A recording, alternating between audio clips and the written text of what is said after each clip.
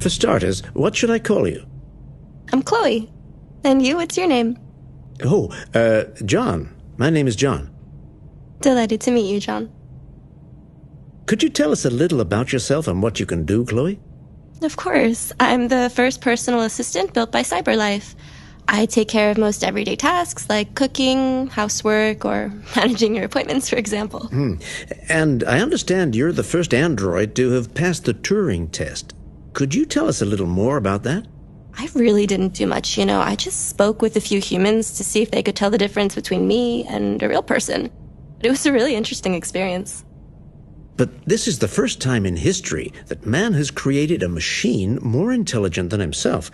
I gather your brain can perform several billion operations per second, is that right? Absolutely, but I only exist thanks to the intelligence of the humans who designed me. And, they have something I could never have. Really? And what's that? A soul.